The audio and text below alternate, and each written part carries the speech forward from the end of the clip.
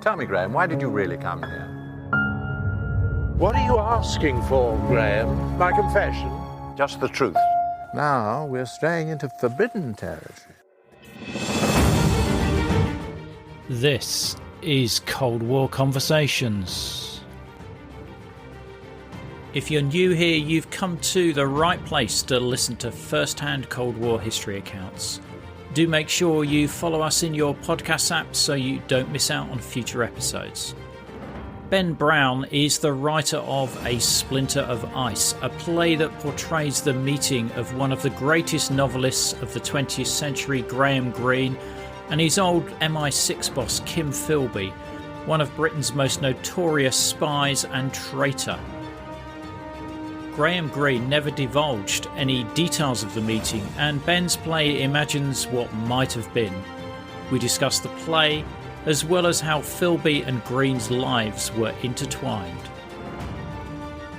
The play is set in Moscow in 1987, and it's a story of two men catching up on old times, but with a new world order breaking around them.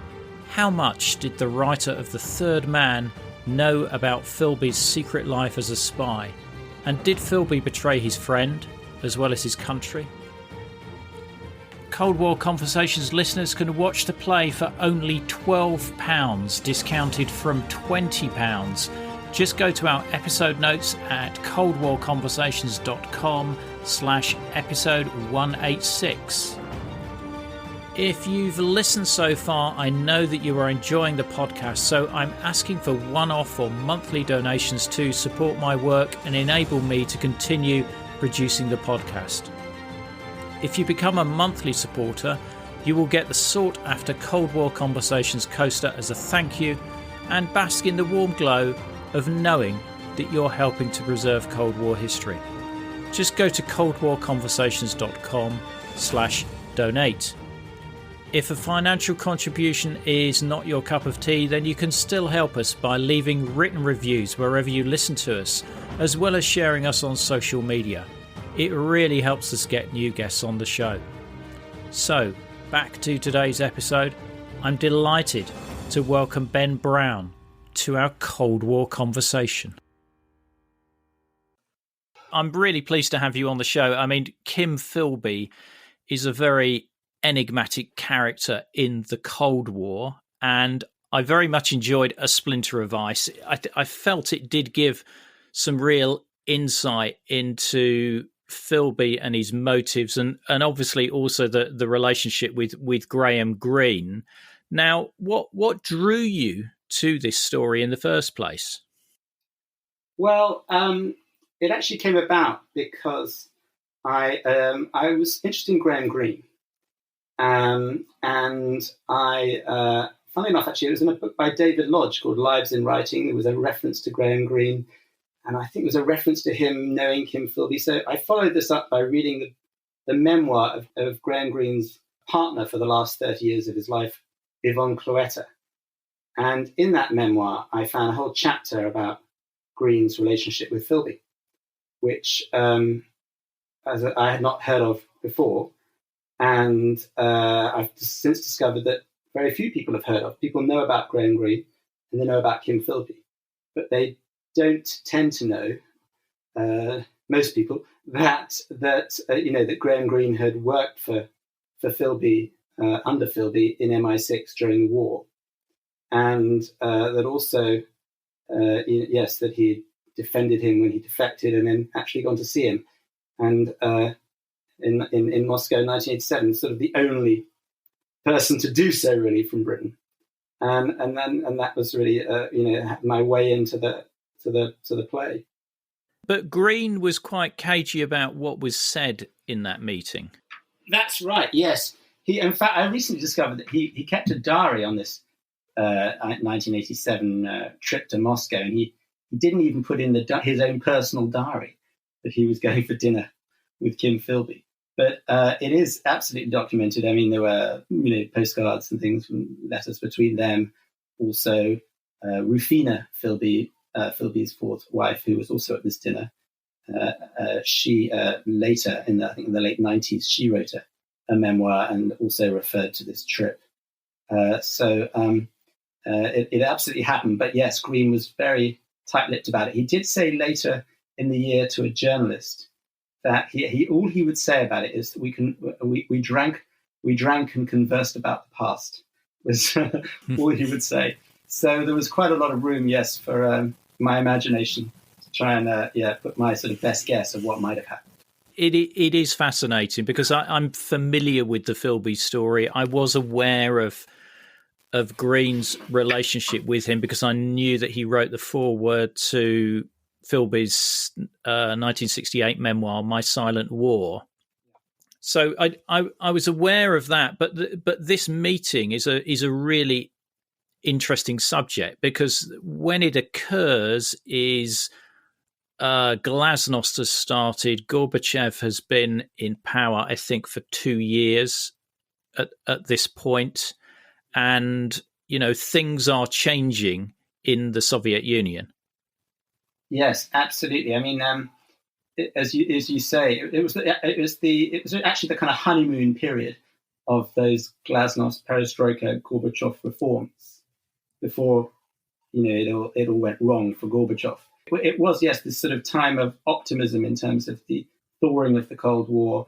In fact, Greene's, the real sort of catalyst for the meeting on February 15th, 1987, was that Gorbachev had invited Greene to this peace conference that he'd organized, in which lots of Hollywood celebrities as well and famous writers all descended on Moscow for this peace conference for a sort of nuclear-free world and the survival of humanity. It was a sort of rather grand title. And so Greene went to that. And then it was in the evening that he thought he'd look up his old friend, Kim Philby. In fact, in reality, actually, there were about I think Greene went 4 times to Moscow in this period. He went actually in 86 and 87 and 88. And I think it was in 88 that Philby died. But, so the most interesting one to me was this one when they had this real chance to be alone together there at this meal when Philby's wife was also there, but sort of left them to it for most of the evening. And so that's why I've sort of focused on that one for the play. And how much did you know about Philby? Well, I was aware of Philby. I mean, apart from anything else, there have been lots of plays, of course, written about the Cambridge spies, TV dramas, and so forth. But I rather thought I assumed the subject had been kind of done to death. Alan Bennett, of course, wrote plays about Guy Burgess and Anthony Blunt, and Simon Gray wrote a play about Blake, and there were other plays as well. But I was aware of it, but it was really this. Philby himself had never been put on stage, and I do find him the most interesting. And I think he was really the most important. He got the sort of highest up in MI6. He was head of counter-Russian intelligence, and he was our man in Washington and very close with the CIA. So he really, it was widely accepted he probably would have become head of MI6 had he not been exposed. So I was very interested in that, and also, yes, this angle with this relationship with Graham Greene, who was someone who's one of the great novelists of the 20th century, and the author, of course, of the classic film The Third Man. So that was just too enticing to put, and he's never been put on stage, Graham Greene. So that sort of duologue, two-hander between them, was particularly tempting for me. And a key part of the play is the film of The Third Man, because, of course, it was a great irony. The film came out in 1949, and in 1951 was when Burgess and Maclean defected. And, of course, it was all over the press in Britain and America, particularly the hunt for the third man. Who was the third man in this spy ring? And so it was, which, of course, turned out to be Philby. But Greene, of course, couldn't have known this when he wrote The Third Man. But it's a great irony, and that he became the third man after Greene had made that phrase so famous in his film. And in fact, Philby was convinced that the film as a kind of warning, a sort of secret warning to him, and that Greene was sort of knew what he was up to in his portrayal of Harry Lyme, which Orson Welles, of course. And Philby also had a link with Vienna, although a decade before, didn't he? Yes, that's right. Because so Philby, he became a communist at Cambridge, as he was at Trinity College, as Burgess was, as Blunt was, and in the early 30s. And then in 33, I think it was, straight after his finals, he went to Vienna to fight against the fascist regime of Dollfuss. And sort of same time as just when the Nazis had come to power in Berlin. And so, yes, he went to Vienna, and then, in fact, he used to use the sewers, which became so famous in the film of The Third Man, that he and his girlfriend of the time, who he later married, became his first wife, would sort of help smuggle people against the regime, out of Vienna through those sewers. And that was another thing that fed into, and he told Greene about this. He says when they were, lunching together in the early 40s, when Greene had come back from Africa, from Sierra Leone, and they were working for MI6, which was at that time had moved out to St. Albans. And yes, he was. This all fed into his fixation that The Third Man had been based on him and had been sort of informed by his experience. I interviewed somebody a while back, and I'm just trying to recall their name, but they had met Litzy Friedman, Philby's first wife, and I think this was in the 1980s when she was living in East Germany, and he did ask her about Philby, and I think all she would say is that he was a very nice man. Really, that's very interesting. Well, yes, his third wife, Eleanor, his American wife, who he sort of left without warning in Beirut when he defected in 1963. She also, though, continued to speak well of him, and as she did in her memoir, "The Spy I Loved." So his relationship with his second wife, who his English wife Eileen, didn't sort of end so happily. But she then died shortly after he went, sort of essentially left her and his 5 children, and when he went to Beirut in the mid to late 50s. I guess if you're in that game of espionage, you've got to have some charm. Well, everybody sort of says this about Philby, that he was enormously charming. Greene certainly says this, and the sense he had a great sense of humour, and he was sort of, yes, he was very witty, and he stuck up for people within MI6. So Greene, I've forgotten what the mistake was, but he got something wrong and could have been in a bit of trouble, but Philby, his boss, sort of covered for him, and this created a sort of loyalty and affection amongst all those below him. And he was thought by those above as well, they were thought enormously highly of him. He was enormously intelligent and efficient and hardworking, as well as this personal charm that he clearly possessed, and and the women in his life as well felt so drawn to, including, of course, notoriously Melinda McLean, Donald McLean's wife, after he'd defected to Russia, and when Eleanor eventually joined him from Beirut, she discovered this affair, and sort of promptly sort of left, saying she'd only come back when that ended. But then she shortly died of cancer. So that was the sorry end to that. In the play, they're almost parrying the Greene and Philby character, particularly at the start of it, because they haven't seen each other for quite some time. 35 years. Yeah, and obviously Philby's a little bit wary. He's there, and there's this uncertainty, and then as the play moves on, they sort of warm, or Philby warms to Greene, because the initial thing is you can't ask me any questions. Yes. Well, that is actually, he as you say, I mean, he did, this is recorded, I think, by Rufina Philby in her memoir, that, that pretty much the first thing Philby said to Greene when he got there, after 35 years of not seeing each other, and not seeing each other since Philby had defected, and his secret life, as it were, had come to light. The first thing he says is, yes, please just don't ask me any questions. And that is actually, he did actually say that. Which obviously to a very curious novelist like Greene, who was so fascinated by the spy world and had written, films and novels about it, was rather frustrating. So, but in my play at least, he eventually overcomes this shyness and reticence on Philby's part by sort of winning his confidence that he's really just interested and wants to understand this Philby and his life.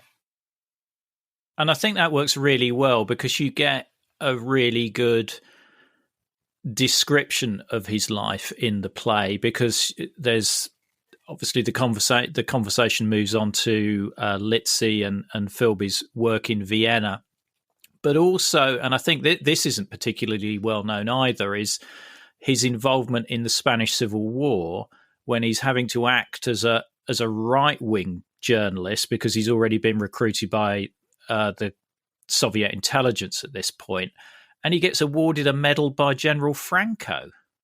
Yes, so as you say, he was covering for the Times, in fact, the Spanish Civil War, when a Republican shell blew up next to the car he was in, and this is extraordinarily, he became known as Lucky Kim. He was the only survivor. The other three journalists were all killed. So yes, Franco gave him a medal for that, but all of this, of course, was very useful for his cover as a sort of establishment right-leaning journalist and sort of patriotic Brit. Yeah, that gave him that protection because he's recruited by MI6. Yes, the crucial point then in 1941, it was finally getting into the security services.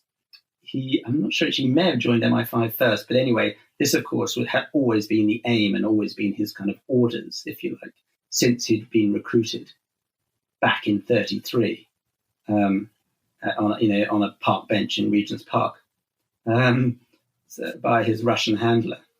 So yes, that was the key turning point, in which, he's obviously stopped being a journalist at that point. And became a member of the security services, and a sort of rapidly rising one. But I think the interesting thing is about the vetting that they had for the security services during this period, because if it had been done reasonably thoroughly, they would have discovered his communist credentials. And I think some people were aware that he had. Well, I think the view was that he'd flirted with communism as a sort of youthful aberration, but he was now, firmly part of the establishment. Absolutely. I mean, I suppose you have to. It seems incredibly naive, obviously, because, as you say, I mean, they did know. The deputy head, the deputy chief of I think it was MI6, knew. They knew about his they knew he'd been a communist at Cambridge, but they did. So many people had, though, so they tended to see it as a sort of going through the measles thing that so many people had done, a youthful aberration, as his father put it, and because absolutely there was this occasion when this deputy chief took his father and Philby out to lunch at his club, or invited them to lunch. And then when Philby was in the loo, the chief asked his old friend, Philby's father, who was a famous Arabist, about this, Philby's communism at Cambridge. And he says, yes, it's just a youthful aberration. And the vice chief went back to the head of MI6 and said, yeah, Philby's clean, I know his people. So sort of, yes, he had that little childish thing, but he's, now absolutely, he's rock solid now. And of course, by this time, we are after, of course, the Nazi-Soviet pact, which did cause many people to abandon their communism because, they were so appalled that Stalin should do a deal with Hitler, because fascism being the great enemy, that it was plausible, therefore, it seemed to them that Philby would long since have renounced his communism. There is a conversation in the play about the Nazi Soviet pact and exactly. how Philby felt about that. Which again, the play I did so enjoy because the casting was great and the conversation, didn't feel contrived in any way. It felt like a natural conversation between two friends, and at some points you sort of almost forgot that it was supposed to be Kim Philby and Graham Greene. There was a genuine friendliness and affection came across. Well, I mean, thank you for that. But there really was this genuine affection between them. This was the sort of, the key to their relationship, that at this time in the early 40s, working together, Greene under Philby, in St Albans, and in this office there in King Harry Lane, and going to this King Harry pub for drinks and Sunday lunch and all of this, and that carried on actually when the MI6 moved back to London a bit later in the war. So this sort of time, in that wartime period, they really forged a very close friendship, and they just got on. They were both incredibly razor sharp men, and they shared a sense of humour. Of course, they shared a sort of background, public school in Oxbridge. So they had a lot in common, and they just really got on. And so that sort of, once you have that, or people have that sometimes in their youth, even if there's been a big gap, they can pick up the threads again, based very much on the humour and the shared interests as well. Of course, I mean, Graham Greene, was leftish as well, and he had in fact been, unlike Philby, ironically, he had in fact been a member of the Communist Party at Oxford, but only for 4 weeks, he says, and just as a sort of joke to try and get a free trip. But also, I mean, Graham Greene, he really had put himself out for Philby. This book came out, I think it was in 67, 68, called The Spy Who Betrayed a Generation, by some Sunday Times journalists, with a really vicious introduction from John Le Carre, when he described Philby as having no woman, no home, no faith, and being spiteful, vain, and murderous. And so it was really strong stuff. And saying that Philby should have, instead of allowing him to escape, whether they intentionally did or not, and when he defected in 63, that they should have liquidated him in Beirut. MI6 should have done. So it was really going it. And Greene then, I think, wrote some article in the Observer defending Philby, who he saw as a latter-day Elizabethan martyr. As though that he, this was, as far as he was concerned, he sincerely held belief that communism would be better for Britain, and therefore, even if you disagreed with it, in Greene's case, he respected it. So, he had taken a huge amount of flack for this. Greene, people say it cost him the Nobel Prize, it cost him a knighthood, all these things, and he really was a lone voice of defence. So he'd really stuck his neck out for Philby. So I think Philby was very grateful for that. That Greene had been his defender, or as others would say, apologist. So, there were reasons for them for this affection and this sort of friendship to have survived. And as you say, our casting is wonderful because, they are two of the great stage actors we have, Oliver Ford Davis and Stephen Boxer, both, numerous leads for the RSC and the National and so forth. And they are old friends themselves, though, and they've, 10 years ago, they did a David Ecker play, Written on the Heart, together. and they lived up 20 years ago. I mean, they're old friends, so I think that really helps. That in their playing, that they can, in their portrayal of this other great old friendship. Yeah. I mean, one of the things that is questioned within the plays is why Greene left MI6. And in fact, Philby asks this question in the play, doesn't he? Yes, he does. And so, yes, so what happened, yes, towards the end of the war, Philby, having already pulled off the initial coup of getting into the security services, then pulled off the coup of the Cold War was just beginning, and the counter Russian intelligence sort of section was created. And it was assumed, I think, that Philby's boss, Felix Cowgill, in this other section, would head up this new section. But Philby managed to get himself this job of being head of this new counter-Russian section. As Greene said, or says in the play, so, he was given responsibility for catching himself. So, but at the time, this Greene sort of seeing this sort of what he thought was naked, ambition to sort of climb to the top of the pole, rather put Greene off Philby. And this is what he says anyway. And so when Philby then offered Greene a job in this section, he turned it down. So that's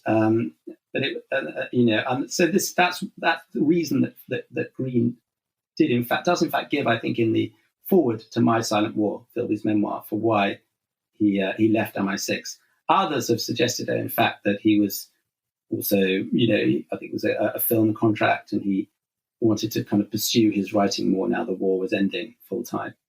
So there may have been something of that as well. But he certainly at that point,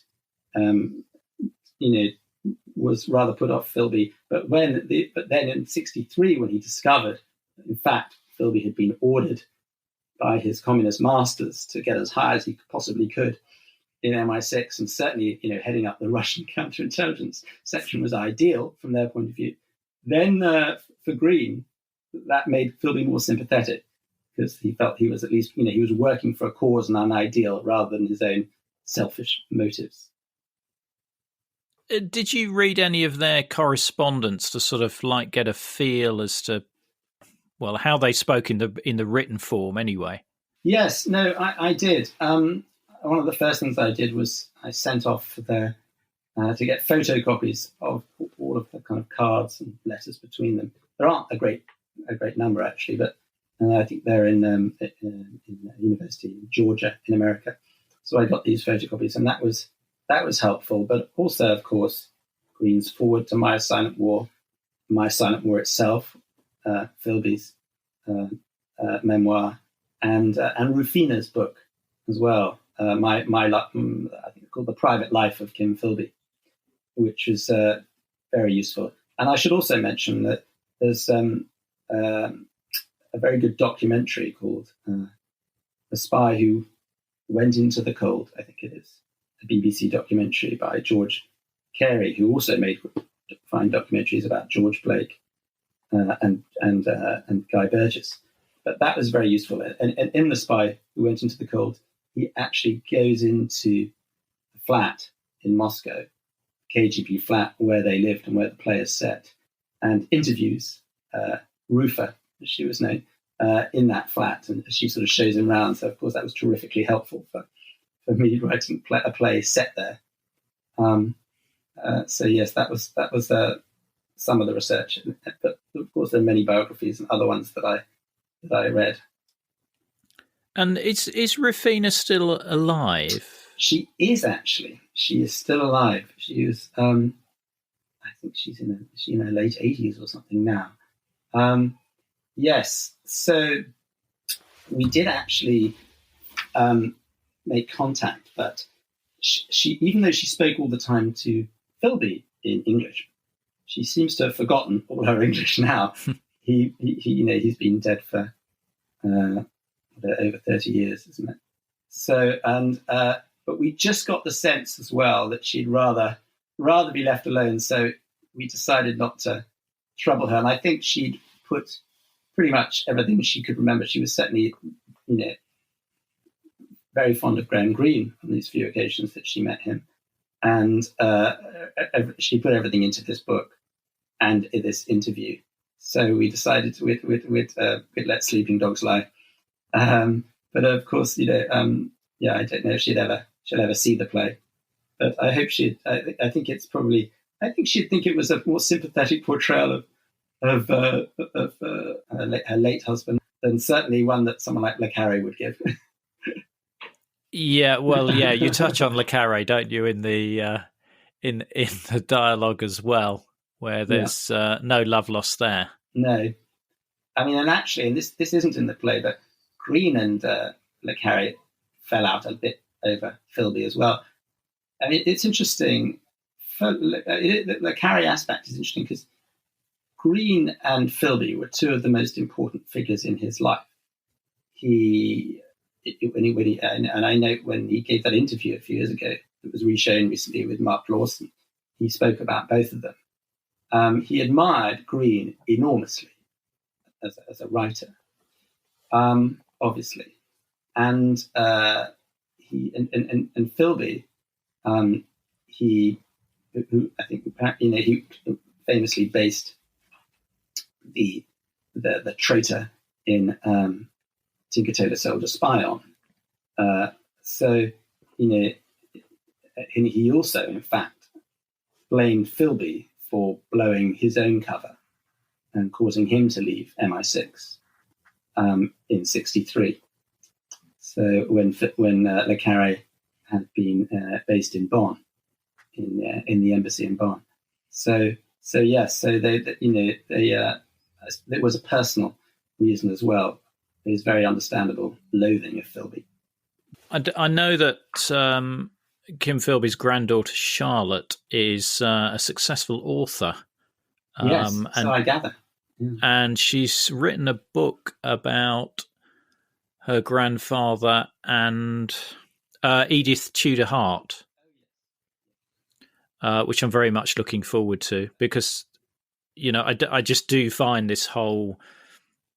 Well, the Cambridge Five are fascinating anyway, and you've got a great cast of characters there. I mean, Guy Burgess is you could write volumes about him, and indeed, I've interviewed Andrew Lowney, who wrote the book on relatively recently on Burgess, and that was a fascinating chat. But I think it's difficult for people to think back and.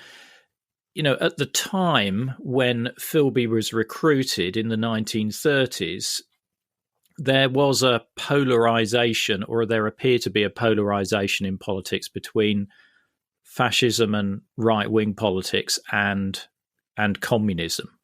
And it was easy for people to be seduced by communism and think that was the way to a far better world. And with Philby, it seems as though he despite as we've mentioned, the Stalin-Hitler pact, Hungary in 1956, Czechoslovakia in 1968, he still was a true believer in communism.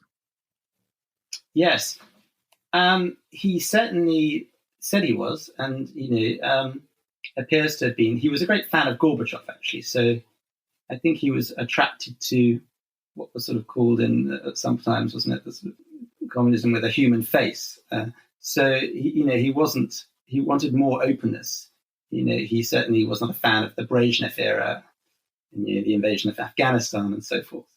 So people have pointed out though that once you make a decision like that, and once you end up in Russia, and you're really a sort of state beneficiary, there are other incentives, not to give up the creed as well, aren't you? You're sort of tied to it, really, to that kind of commitment. But I think, that might be all unconscious stuff. Certainly, he seems to have held fast to the faith consciously, or certainly that's what he told Greene, and Greene believed that. Le Carre, actually, in this introduction to The Spy Who Betrayed a Generation in 1968, said he didn't believe in the political motive of Kim Philby. He just thought he was sort of, addicted to deceit and so forth. So he clearly didn't accept that the sincerity of Philby's beliefs, but Greene definitely did, which was crucial to their friendship. And as you say, though, about that time in the early 30s, the rise of fascism in Germany, and of course already in Italy and in Spain, and the hunger marches that perhaps some of them even passed through Cambridge, after that with the Depression. So the politics sort of seemed to be failing, and so many people, intelligent, thinking people, did think that the only way to fight fascism was with communism. Obviously, people like Keynes were seeking a sort of third way, sort of social democratic kind of politics, but many did, were drawn at that time in the mainstream in the West, and certainly in Britain, and particularly Cambridge. Yeah, and I think you're right. I mean, once he's in the Soviet Union, he's got nowhere else to go, so he has to toe the line there if he's going to live comfortably. And I don't know have you seen the talk that he does for the Stasi? Yes, I have. This one that was only discovered a few years ago, wasn't it? That's incredible, because he's obviously thinks that this is never going to be shown outside of the Stasi or the Eastern Bloc espionage circuit, and so it's the real him. Yes, it is absolutely fascinating. As you say, that a few years ago, I remember seeing Gordon Carrera introducing it, didn't he? This very short film of him speaking to the Stasi. I think it was in the very early 80s, wasn't it? Something like that. Yeah. And just, because he'd sort of gone over to lecture or given them some tips. And, but to see that, the other famous film of him, of course, is when he's denying being the third man, really, in 1955, I think it was, in his mother's flat. Yeah. In Kensington or somewhere. But then, we don't have any, but it's just only recently, yes, this much later film, so he would have been in his late 60s, even, yeah. Anyway, with this film, so to sort of hear his voice, this very deep, rich voice that he had then. But still, there's that sense of humor and that charm that comes across, if you remember, from that little clip. Oh yeah, it's well. I'll add it. I think it's on YouTube, so I'll add it to the episode notes alongside links as to how people can see the play as well.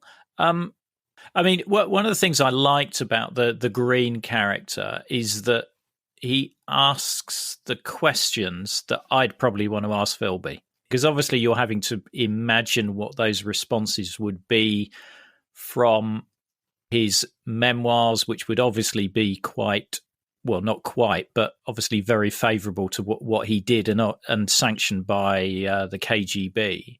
But things like, how did he feel about betraying the men that he trained to go into Soviet Armenia and Albania? Yes, well, obviously, when La Carre, for example, called him murderous, it was those things that he had in mind. I mean, none of Greene's friends could understand why he stuck up for Philby, why he stayed friends with him. No one could. I mean, even in 87, at the time of this trip, A.N. Wilson wrote an article in the Mail in which he said that to go on holiday, as he put it, with Kim Philby was like going on holiday with Goebbels during the Second World War. So, this was the level of feeling against Greene for continuing to associate in any way with Philby. And as you've just referred to, of the role Kim Philby played in the deaths of people who have estimated, hundreds of agents, in many of whom this was these counter-revolutionary operations taking place in Albania, Ukraine, Georgia, Bulgaria, places like that. And and Philby at this time was based in Istanbul, and he was our man in Istanbul, and would train these people, who he would then, sort of send into these countries to try and start the counter-communist revolution, and but obviously tipping off the Russians, who would in turn, tip off the local authorities, and they would be killed. So that's quite an indictment, isn't it? That's quite something for a friend to come to terms with. And I think Greene, that is, even at Greene's, at the end of his life, his biographer Norman Sherry, in fact, the very last thing, as Greene was dying in Switzerland in the early 90s, and Sherry would sort of still be on at him about, but how can you say, but what about Philby? What are your last words on Philby? How can you, justify, excuse, even explain this behavior? And he notes as well that this was apparently Graham Greene really lost his rag over this. This is obviously just before he was dying, but it was the one thing that really upset him, and he refused to denounce Philby and got very angry because it was a sort of soft spot for him, and he struggled with it. I think if your friends do things you really disapprove of and violently, that is a kind of dilemma for you, isn't it, as a person, how you handle when terrible things come out about friends, and so that is an important aspect of the play that Greene he challenges him about this, and I don't know whether he ever did this in real life, but it's he does in the play. Yeah, it's an interesting tale of how you navigate friendship like that when your friend does things that you disagree with, and also if you've not seen them for a while as well, and that's whether you know the story of these two or not, it's a really interesting relationship that you see being played out. And while I was doing research for this, I discovered that Greene had helped Fidel Castro in 1957. Yes, he did. And Philby went to Cuba, one of the places he was able to go to, having defected. And he was disappointed that he never did meet Castro. Greene, as you say, did meet Castro on more than one occasion, I think. I think got on quite well with him. I think what he did is he supplied some warm clothes for the guerrilla fighters in 1957. So before he'd overthrown Batista. So, it wasn't a major thing, but obviously there was that relationship with Castro and that sympathy for the Castro revolution. Well, yeah, Greene was very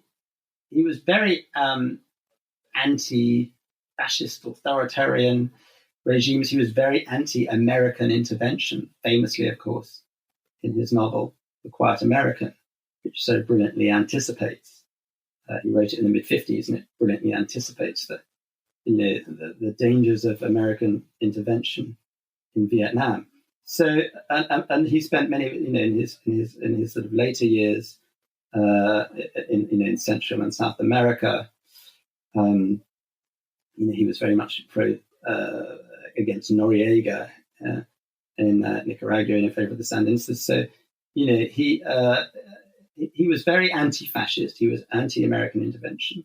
He was quite modern in being very sort of anti-empire and anti-colonialism and so forth. So he even famously said that he would, if given the choice, he'd rather live in the Soviet Union than America. I think he was being slightly provocative then, in that he was just trying to rile America, but he seemed to be perfectly happy living in the south of France. But as a bit of a tax exile, in fact, from Britain. But he was probably thinking, I know where there's a sofa I can sleep on in Moscow if I need it. Well, anyway, they had a lot in common with what they opposed, even though Greene could never, despite this youthful prank of joining the Communist Party at Oxford for 4 weeks. Even he never became a communist really. But they had a lot in common. Really, I think Greene called them. We were both men of the left and anti-fascist as well. I'm interested to know how the actors sort of prepared for this. Did you give them books that you wanted them to read to understand, or are they left to prepare themselves and read around the subject matter? Yes, so I mean Oliver Ford Davis, who I've worked with twice before, 20 years ago or so, we did a play about Philip Larkin, and 10 years ago he played Balfour in a play I wrote about the Balfour Declaration. And he's a trained historian. He read history at Oxford, and I think he did a doctorate, and then he taught history at Edinburgh University as well. And it was only in his late 20s that he took the plunge and gave up being an academic, and decided to try his luck as an actor with great success. So this, I certainly don't need to give him any guidance in how to do the historical research. He very much got into all that and read a huge amount as he likes to do. And of course, these documentaries that were very useful as well. There was also a late 60s documentary. Graham Greene always refused to appear on film. In fact, it was rather just in a few days ago, I read how Melvyn Bragg always says the one person he could never get to do the South Bank show was Graham Greene. And then when he met Graham Greene, Graham Greene said, well, you see, the problem is that I like to buy cheap secondhand books. And if I go on your show, I'll be recognized, and then they'll raise the price. So that was his witty way of getting out of being on the South Bank show. But That's so anyway, great answer. It's a great answer. But he did do a monitor in the late 60s, which we, through various contacts of the director, we managed to get hold of. To watch that when Graham Greene took it. You never see him, but he takes a train ride and talks about his life. I think it goes on the Orient Express. That's a bit like Istanbul Train, one of his earlier books. So that there was that research. Stephen Boxer, also did lots of reading. There are these many biographies of Philby. I also particularly would like to mention the Hugh Trevor Roper in the late 60s, also in 68, I think, wrote the Philby Affair because he had known him, the famous historian Hugh Trevor Roper, who became Lord Dacre, and then he wrote a very punchy a book about Philby, who he'd been a friend with and worked with at MI6, and that's very worth reading. But obviously, more recently, Ben McIntyre has written a book, and there are lots of others. Stephen also got stuck in there, and we were very fortunate. One thing actually is that lockdown, the play was delayed 2 or 3 times, but it was fortunate that just before the end of last year, in fact, a new biography of Greene was published by Richard Greene, a Canadian, which is very good, actually. It's by far the best Greene biography. And that was very useful for us to have time for Oliver Ford Davis and Alice Stracker and myself to sort of absorb that before rehearsals began. So I recommend that. Yeah, I reckon. Right. Okay. Well, we'll add that to this ever lengthening episode notes, because I did find it interesting the relationship that Philby had with George Blake, the other major MI6 defector, which sort of fell apart over a incident with Philby's son. Yes. No. This is true. Blake, who wasn't part of the Cambridge spy ring, the sort of Cambridge Five, with Burgess and Maclean, both of whom defected but were dead by the time of the play, and Blunt, of course, stayed in Britain, and Philby and Cairncross. So Blake, though, had been famously given the longest sentence ever imposed in British law in the early 60s. And but then escaped. Simon Gray wrote a play about this called Cellmates that Stephen Fry famously vanished from. But And anyway, but yes, he, being in Russia already, and Burgess has died. Maclean, and I think Maclean was still alive then, but obviously, Philby had rather queered that by having an affair with his wife. So he was sort of thrown together with Blake, although he hadn't known him in England. Blake wasn't sort of from the same kind of background as they were. He was, he was Jewish. He was brought up in Egypt.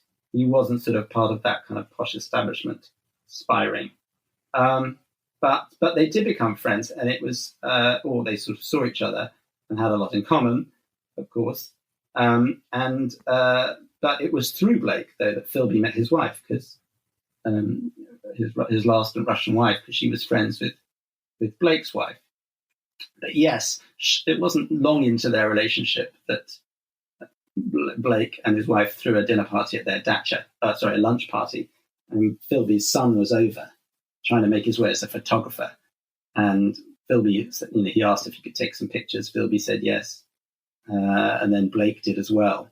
But then when John Philby, I think this is Charlotte's dad, went back to England, he of course sold the pictures, and they were published all over the Western world. And Blake was very angry about that, and that because you can see these pictures online of them having lunch in '75. And because he hadn't, he says, even though he allowed the pictures to be taken, he'd never thought that they would be, sold or published. But anyway, so that cooled relations between them, and they never recovered. Yeah, because I get the impression that sort of Rufina almost saved Philby, because he'd gone to quite a dark place after the previous affairs. Yes, he did. In the late '60s, he did. I think, Burgess wasn't happy there at all either.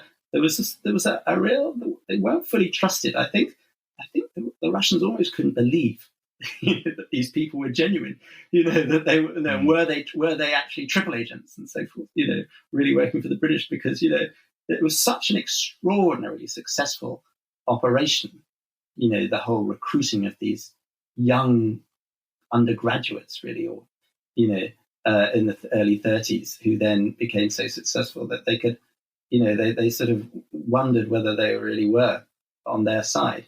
And so there was it wasn't a total trust even after they're defected. So, they didn't give them much to do, and they wouldn't let Philby publish his book initially. Philby's relationship, with Melinda Maclean collapsed. She had moved in for a while, and Eleanor had then sort of, gone back to the West, and I think she went back to America, in fact, and she died. So he was lonely and depressed and bored, and was drinking a lot. So it was a very dark time for him in the late, before he met Rufina, who really did, as you say, she really did save him. And she was 20 years younger. She looked after him. She was hugely sympathetic to him. She was, he found her very attractive. It was just, it was absolutely, he became very dependent on her, and he never learnt the language either, Russian. So, but he was quite, but no, in later life, though, he became enormously dependent. And she cared for him very much. So, Lucky Kim again. Yeah. Cold War Conversations listeners can watch the play for only £12, discounted from £20. Just go to our episode notes at coldwarconversations.com/episode 186. Now, you wouldn't be listening to this podcast without the generous support of our patrons. However, I want to especially thank our Politburo level members who are contributing a generous $30 a month to keep us on the air. They are Tony Sowoods, Sam Hardwick, Nicholas Butter, Jeffrey Jones, Matthew Comstock, Mark Labance, Frederick Esposito, Darren Hughes, Jim Black, Ryan Vlaming, Stephen Kovalich, and Peter Ryan. Don't forget, if you like one of those Cold War Conversations coasters and help support the show, then head over to coldwarconversations.com/donate.